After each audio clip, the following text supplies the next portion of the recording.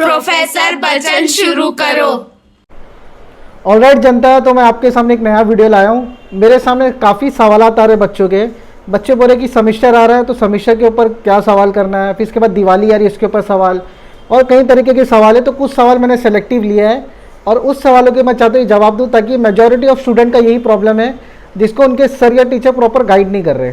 तो ये 10th standard के लिए मेरा वीडियो बनाया मैं।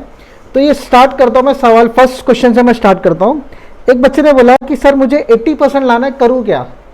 तो देखो भाई, 80% लाना है या 90 लाना है, सबसे पहला काम देखो, मैं बोलूँगा तुमको 80 या 85 ही आएगा, लेकिन सबसे पहला काम करोगे। देखो बच्चों, तुमको प्रॉमिस दे रहा हूँ मैं, सबसे पहला काम तुम अपने सेलफोन मतलब मोबाइल से दूर रहो। समझ रहे हो? सबसे पहला काम तुम मोबाइल से दूर रहो। अभी कोई बोलेगा सर मैं मोबाइल में ही पढ़ाई करता हूँ, तो देखो मोबाइल में पढ़ाई करना अलग है, मोबाइल से दूर होना अलग है। पहले चीज़ को समझो। मैं बोलूँगा तुम अपने दोस्तों से दूर रहो, तो इसका मतलब ये नहीं कि आप अपने अच्छे दोस्तों से दूर रहोगे, आप अपने बुरे दोस्तों से दूर रहोगे। बात समझ रहे हो? तो मोबाइल तुम्हारा ना सबसे बड़ा दुश्मन है। अभी तुम्हारा टाइम देखोगे तुम रोज़ाना, मेरे हिसाब से कुछ बच्चे तो ऐसा 4-4, 6-6 घंटा गेम्स वगैरह खेलते, कुछ बच्चे 2-3 घंटा रील में स्पेंड करते। तो देखो बच्चों, रील में नहीं, रियल लाइफ में जीना सीखो। तुम लोग मोबाइल को दूर रखो, और साथ ही साथ मोबाइल के वजह से तुम लोग को जो प्रॉब्लम्स होती है, आँख की प्रॉब्लम, तुम्हारी हेल्थ की प्रॉब्लम, ये सब भी तुम झेलने वाले हो। तो बेस्ट काम करो, मोबाइल से दूर रहो। जो 2-2.5 घंटा मोबाइल का है वो तुम उसको पढ़ाई में लगाओ। अब 80% आएगा कैसे, इसका मैं आपको तरीका बता दूँ। देखो सबसे पहले तो आपको जो सब्जेक्ट का डर है, जैसे एग्जांपल ले लो, मान लो आपको हिस्ट्री का डर है कि सर हिस्ट्री मुझे डर लग रहा है, सर मुझे मैथ्स डर लग रहा है, तो उसको सबसे ज़्यादा टाइम देना सीखो। बात समझ रही है? अगर मान लो मैं बोलूँगा भाई मैं वो रास्ते में नहीं जाऊँगा, मेरे को वहाँ पे वो लड़का मारता है, अरे भाई अगर मुझे वहाँ पे वो लड़का मारता है या मुझे वो कोई बंदा मारता है, तो इसका मतलब है क्या कभी मैं ज़िंदगी में रास्ते पे नहीं जाऊँगा? नहीं, ये चीज़ गलत है। तो डर का सामना करना सीखो। अगर आप लोगों को हिस्ट्री नहीं समझ रहा है, ज्योग्राफी नहीं समझ रहा है, पर उसको फेस करो यार, उसमें दिया क्या समझो। अगर ऐसा आप करोगे तो 80 या 180 भी मिल जाएगा आपको 200% में। ठीक है? जैसा 100% तुम्हारे सेमेस्टर का, 100% तुम्हारे उसका बोर्ड का। तो ये सेमेस्टर भी तुम्हारा अच्छा जाता था, और नेक्स्ट सेमेस्टर तुम्हारा बोर्ड आ रहा है वो भी अच्छा जाएगा। तो कुल मिला के बोलने का मतलब क्या, मोबाइल से दूर रहो, अपने कैलिबर के हिसाब से पढ़ो। जैसा आपको लग रहा है कि भाई मैं 1 घंटा रोज़ पढ़ता हूँ ना, अपने आप को झूठ बोलो, नहीं यार आज मैं 1.5 घंटा पढ़ूंगा। समझ में आ रहा है? अब देखो, खुद को झूठ बोलना अच्छे के लिए तो कोई ऐसी बुरी बात नहीं है। आप खुद को झूठ भी नहीं बोल रहे, आप अपने आप को बस एक तसल्ली दे रहे हो, दिलासा दे रहे हो। तो एक चीज़ पहला काम पटा के लो, मोबाइल को दूर रखो। खुद को ना ऐसा लगा धोखे में रखो कि यार नहीं मैं यार आज मेरा लास्ट दिन है पढ़ने का। अगर मान के चलो, अगर आप सोचते हो मेरा आज लास्ट दिन है पढ़ने का, तो पढ़ाई सोच लो आप क्या मज़े वाली पढ़ाई होगी। समझ के लो। अभी तुम लोग बोलेंगे सर मेरा लास्ट दिन है तो मैं पढ़ाई क्यों करूँ, तो याद रखो पढ़ने का लास्ट दिन है। तो एक दिन तुमको ये सोच के चलना है कि भाई आज मैं आखिरी दिन में पढ़ूंगी, कल से या मैं पढ़ूंगा या पढ़ूंगी नहीं।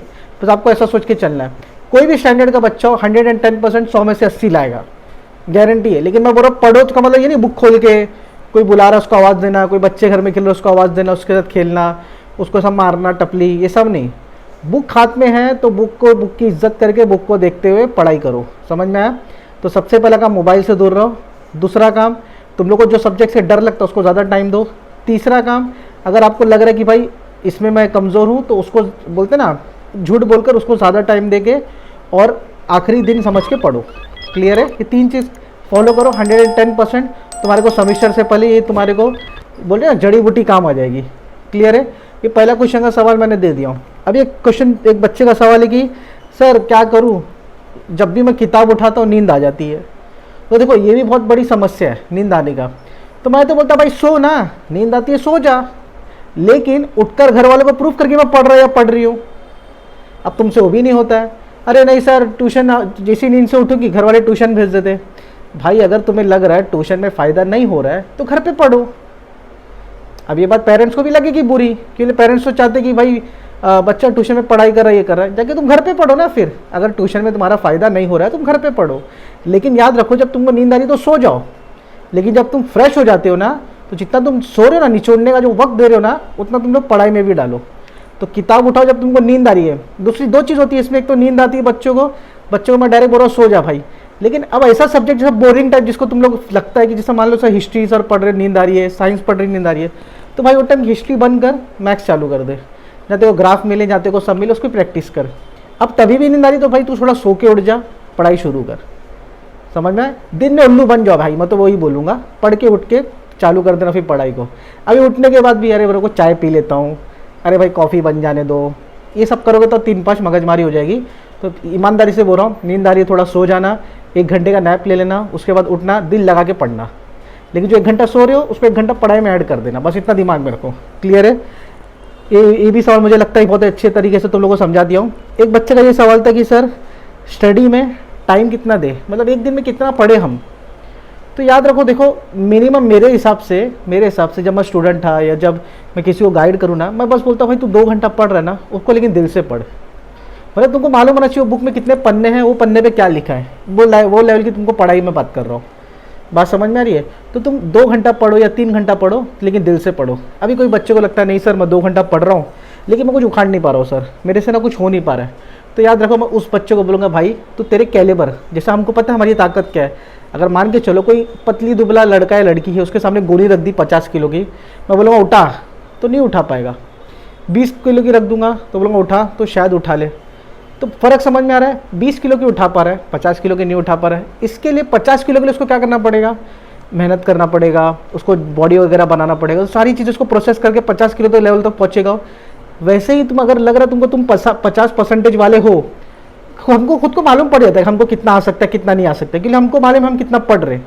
अगर तुमको लगता है तुम 50% वाले हो तो याद रखो जितना तुम 50% पढ़ रहे हो उसमें थोड़े इंप्रूवमेंट करो 70-80% लेवल का, और उसके बाद तुम अपना टाइम डिसाइड करो। टाइम डिसाइड कब नहीं करना है, टाइम डिसाइड करना ही मत कि मुझे 1 घंटा पढ़ना है, मुझे 2 घंटा पढ़ना है। जो लोग बेचारे जो कम पढ़ते बच्चे हैं, जिसको समझ में कम आता है, वैसे बच्चे क्या करें मालूम, पहले पढ़ ले, अपना टाइम बना, घड़ी देखना ही नहीं है तुमको यार, तुमको सिर्फ डायरेक्ट पढ़ाई करना है। टाइम कब देखोगे तुम, भाई रिवाइज करना 10 मिनट में रिवाइज करूंगा, भाई ये सम करना 2 मिनट में सम करूंगा, ये तब तुमको टाइम देखना है। अब खेलने जाते हो क्रिकेट कोई बुलाता है तो मम्मी क्या बोलते हैं 1 घंटे में आ जा भाई, ये तो 1 घंटा मोबाइल चला, तब तुम टाइम देखते हो क्या? ईमानदारी से बताओ। 4 नए लुखे लड़के आके तुमको घर में आवाज़ देंगे, कोई फ्रेंड्स कोई लड़कियाँ आगे बोली चल भाई इसने स्नैप बना, इसमें रील बना, तब तुम लोग टाइम देखते क्या? ईमानदारी से बताओ ना यार। ज़्यादा बड़ी बातें नहीं, जितना बोलो उतना सुनो। अगर तुमको ऐसा लग रहा है कि भाई मेरे को इतना पढ़ना है तो इतना पढ़ो, फिर उठ जाओ, चाहे 1 घंटा हो चाहे 10 घंटा हो। बात समझ में आ रही है? तो इसके ऊपर भी अच्छे से फोकस करना। एक क्वेश्चन मेरे पास आया था कि सर 10th के बाद क्या करें? अरे भाई तू 10th तो उखाड़, तू ला तो 80, तेरे पास 50 रास्ते मेरी जान, तो 80 तो ला। 10th के बाद क्या करें मैं तेरे को बताऊंगा आगे चल के, मैं नहीं तेरे पेरेंट्स बता देंगे बच्चा तुझे। अभी पढ़ाई में कुछ नहीं सर, 10th के बाद डॉक्टर बनूंगा क्या? भाई तू पढ़ाई कर रहा पेशेंट वाली, तो डॉक्टर कैसे बनेगा? बात समझ बच्चा, 10th के बाद तो 10th की तब देखो, आज को जियो, आज को, कल सुधर जाएगा। क्लियर है? 10th के बाद क्या करना है, 12th के बाद तो छोड़ दो, बस दिमाग में रखो अगर मुझे डॉक्टर बनना है तो मुझे 80 लाना है, 10th में मैं 80 लाऊंगी या लाऊंगा, जो भी ऐसा दिमाग में बिठा के रखो। बात समझ में आ रही है? 10th के बाद क्या करे, 12th के बाद क्या करे, TY वो गया तेल लेने। फिलहाल के लिए भाई मेरा 10वीं आ रहा है, मैं 10वीं में कितना परसेंट लाऊँ, 90 लाना है 80 लाना है, मैं वो हिसाब से पहले पढ़ाई करूंगा। तो फर्स्ट स्टेज तुम पहले क्लियर तो करो, तो तब सेकंड स्टेज की हम लोग बात करेंगे 10th के बाद 12th के बाद। बात समझ में आ रही है? ये इस पर तुम लोग ध्यान देना, अभी से प्रेशर लेने की जरूरत नहीं है 10th के बाद क्या करें। अच्छा, कुछ बच्चों का ये सवाल था कि सर दिवाली से पहले मुझे कुछ आता नहीं था, अभी ऐसा मुझे लग रहा है कि सर दिवाली में कुछ आ जाए क्या, क्या छुट्टियों में मैं कुछ ऐसा कर लूँ क्या, मुझे आ सकता है क्या? सर मैं दिवाली से पहले एकदम कमज़ोर था, क्या मैं पास हो सकता हूँ दिवाली के बाद? तो मैं बोलूँगा हाँ बेटा बम फोड़, तू पास हो जाएगा। तो तुमको लगता है वो बम फोड़ने से पास हो जाएगा? नहीं, बम तो अपना एंजॉय के लिए फोड़े, लेकिन साथ ही साथ किताबों में भी तो कुछ फोड़म फाड़िम करे। अब भाई किताबें मत जला देना, मैं तुमको खाली ये बता रहा हूँ कि भाई दिवाली आ रहा है, 12 दिन 15 दिन स्कूल बंद पड़ा है यार। अब जब स्कूल में ताला लगा है तो तुम अपने दिमाग में ताला मत लगाओ।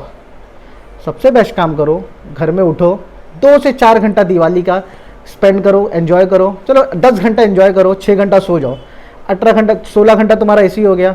4 घंटा तुम घर में खाना पीना बाथरूम ये वो दुनिया भर का करोगे, तब भी तुम्हारे पास 4 घंटा बचता है। 4 घंटे में एटलीस्ट 3 घंटा तो पढ़ो मेरी जान। बात समझ में आ रही है? तो दिवाली गया तेल लेने, अभी पूरा सेमेस्टर तुम्हारा, लेकिन अभी दिवाली आ रहा है, पूरा नया मौका दे रहा है तुमको, खुशी एंजॉय सब करना है, करो सब अच्छी चीज़ें सब करना चाहिए। साथ ही साथ ये 3 घंटे पढ़ाई को भी डाल दो। समझ में आ रहा है? तो दिन में पढ़ाई, रात में दिवाली एंटरटेनमेंट, बहुत मज़ा आ जाएगी तुम लोगों को भी। क्लियर है? अभी ज़्यादा बहस नहीं, ठीक है। मैं नेक्स्ट क्वेश्चन पे आता हूँ। एक स्टूडेंट का एक और सवाल था बहुत ही खूबसूरत वाला कि सर थियरी कितना पढ़े। जैसा भी सर उस बच्ची का सवाल था कि सर एग्ज़ाम आ रहा है उसके लिए थियरी कितना पढ़े।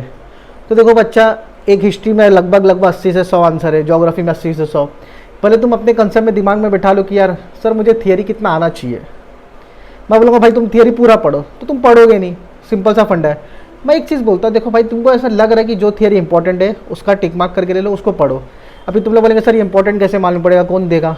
तो मैं हूँ इधर, दिसंबर में मेरा एक वीडियो आने वाला है हिस्ट्री जोग्राफी को लेकर, जो तुमको आराम से 35 मार्क्स से 30 से 35 मार्क्स का तुम्हें मैं मार्किंग देने वाला हूँ। ये मार्किंग तुम्हारे बोर्ड में आएगा, कट टू कट बता रहा हूँ, ये मार्किंग तुम्हारे बोर्ड में आएगा। तीसरी बार भी बोल सकता हूँ, लेकिन कबूल वाला फंडा नहीं है ये, फिर भी बता देता, ये मार्किंग तुम्हारे बोर्ड में आएगा। 30 से 35 मार्क्स तुम्हारे बोर्ड में आने वाला है। मैं तुमको मार्किंग दूंगा, ईमानदारी से उसको भी पढ़ लेना। लेकिन अभी तुम ये सोचोगे सर दिसंबर में देंगे फिर मैं पढ़ लूँगा या पढ़ लूँगी, ऐसा नहीं है। अभी से तुम कुछ ना कुछ पढ़ाई स्टार्ट करो, ताकि वो 30 से कम 15 मार्क तो तुम ही निपटा लिए यार। बात समझ में आ रही है? तो 30 से 35 मार्क का मैं वो फ्यूचर का है, फ्यूचर अगर नहीं बना तो बात की बात है, लेकिन कोशिश करूँगा तुम लोग के लिए मैं एक्टिव रहूँ। और दूसरी चीज़, फिलहाल के लिए तुम लोग क्या करो मालूम है, जो छोटे छोटे आंसर्स है, शॉर्ट नोट्स टाइप है या गिव रीज़न है, ठीक है, ये सारी चीज़ को पढ़ के ले लो। बड़े बड़े ब्रीफ मत पढ़ो, चलेगा। फिलहाल के लिए गिव रीज़न, पैसेज सॉल्विंग, ये सारी चीज़ करते रहो।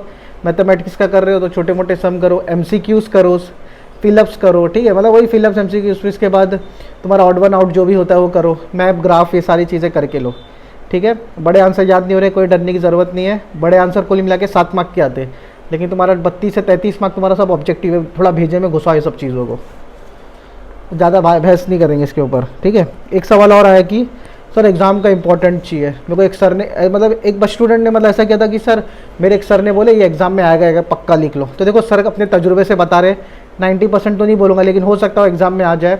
तो जो सर दी उसको भी प्रैक्टिस करो, तो तुमको फील होता है कि नहीं यार मुझे ये चीज़ करना चाहिए।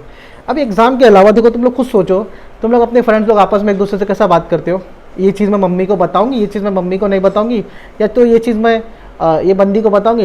ये मिसाल ले लो, जैसे कोई अगर गायत्री नाम की समझो बच्ची है, वो बोल दी मैं ये सेजल को बताऊंगी, कोई दूसरी इसकी फ्रेंड है सेजल नाम की, तो उस गायत्री बोली कि मैं सेजल को बताऊंगी या मैं सेजल को नहीं बताऊंगी। तो कोई भी इंसान सोचता है ना, अभी सेजल बोली कि ये बात मैं गायत्री को बताऊंगी, ये वाली बात मैं गायत्री को नहीं बताऊंगी। तो इसका मतलब क्या है, फैसला खुद ले रहे लोग। तो बात समझ के लो, ये तुम्हारे हाथ में है। तुमको ऐसा लगता है कि भाई मुझे इंपॉर्टेंट लग रहा है तो मैं पढ़ूंगी, नहीं लग रहा है तो मैं कुछ सीनियर से इसके बारे में क्रॉस चेक करूंगी कि आंसर इंपॉर्टेंट है या नहीं है करके। बात समझ में आ गई। और अभी तुम लोग 2025 का बोर्ड देने वाले हो, तुम लोग 2024 का पेपर सॉल्व मत करते बैठो, उसमें तो कोई कुछ बोलते ना 95% से 98% कोई कुछ एग्जाम में रिलेटेड आएगा नहीं, सब नए आएगा। जैसा एग्जाम्पल ले लो, अगर आपको कोई क्वेश्चन आया है तो सेम क्वेश्चन पिछले साल का ये साल नहीं आएगा, समझ में आ रहा है? बहुत रेयर चांस है, मगर आता नहीं है, समझ के लो। तो इसके लिए तो लास्ट ईयर का पेपर सॉल्व करके टाइम वेस्ट मत करो, उसके पुराने करना करो, बेटर है। ये तो कुछ नया अपने टीचर सर लोग से मार्किंग ले लो, वो भी निपटाते रहो, ठीक है। और मैं तो हूँ इधर, मेरे को भी आप लोग DM वगैरह करो, इंस्टा ID है मेरी, @मेरा प्रोफेसर लिखो, तुम्हारे सामने अपन हाजिर हो जाएगा। अब सबसे इंपॉर्टेंट एक सवाल था, मुझे भी बहुत पसंद आया सवाल, जितना भी मैंने सवाल किया सबसे मतलब बच्चों का सबसे पसंदीदा सवाल मुझे ये लगा था। एक बच्चे का सवाल था कि सर 12 दिन में दिवाली की आ रही है, 12 से 15 दिन छुट्टियां हैं, एक बच्चे ने शायद 12 दिन पकड़ा, बोलता सर क्या मैं मेरी मराठी सुधार सकता हूँ? देखो बहुत बड़ा सवाल है, तुम लोग के लिए भी है ये। तो मेरी जान, तू मराठी 12 दिन का तू 5 दिन में भी निपटा सकता है। नहीं, खुश होने की ज़रूरत नहीं है, उसके लिए मेहनत करना पड़ेगा। बात समझ में आ रही है? अब मराठी में कैसे तुम निपटा है, तो देखो एकदम कट टू कट फंडा बताता हूँ। सबसे पहला ना राइटिंग स्किल्स सीख लो मराठी का राइटिंग स्किल्स कैसे बनता है, पहले तुम वो सीख लो। अब ये 2 दिन में सीख के लो मराठी राइटिंग स्किल्स, ज़्यादा टाइम मत दो। मैं तो बोलता भाई पूरा अगर देना है, अगर जैसे तुमको कुछ लगता है कि सर मुझे दिवाली में कुछ अचीव करना है, तो याद रखो तुमको ये दिवाली में 90% जो गिफ्ट बोला रहा मैं, 110% तुमको इसके ऊपर मिल जाएगा।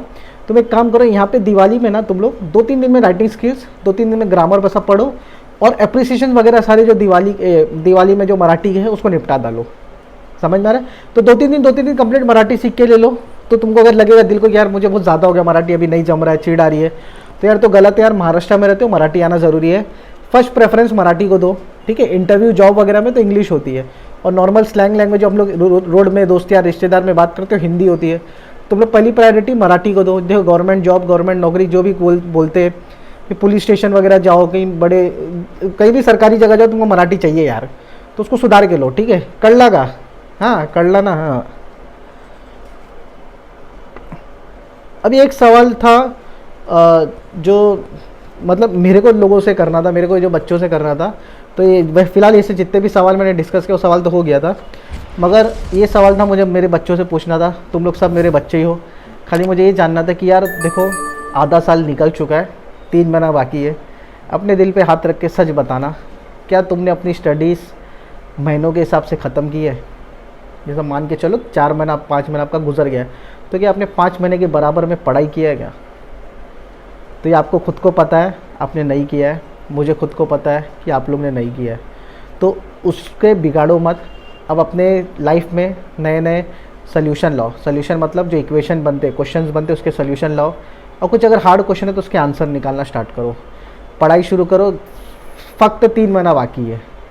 अगर 3 से 3.5 महीना तुम लोग निपटा लोगे, तुम लोग 110% अच्छा मार्क्स अचीव कर सकते। बाकी क्वेश्चन आंसर जो सेशन था मुझे बहुत पसंद आया। फर्स्ट टाइम ऐसा मैंने किया, कुछ बच्चे मुझे बोलते थे मतलब, तो मैं सोचा कि सबके साथ शेयर कर दूँ, सब लोग अच्छे से निपटा लो। क्लियर है? तो फ़िलहाल मेरा भी कुछ कहीं और जाने का टाइम हो गया है, तो मैं आप लोग से मिलूँगा फिर कभी। तो फ़िलहाल इस मेरे वीडियो को लाइक करो, हाँ नए लोगों तक पहुँचाओ, नए बचकाने लोग तक पहुँचाओ, जितने भी मोहब्बत करने वाले लोगों को वीडियो शेयर करो और इसको चैनल को आगे बढ़ाओ। आपके सब्सक्राइब की ज़रूरत है, तो आपसे रिक्वेस्ट भी है, मोहब्बत भी है, प्यार भी है। तो आप चैनल को लाइक करो, शेयर करो, सब्सक्राइब करना मत भूलना फटेक देने से।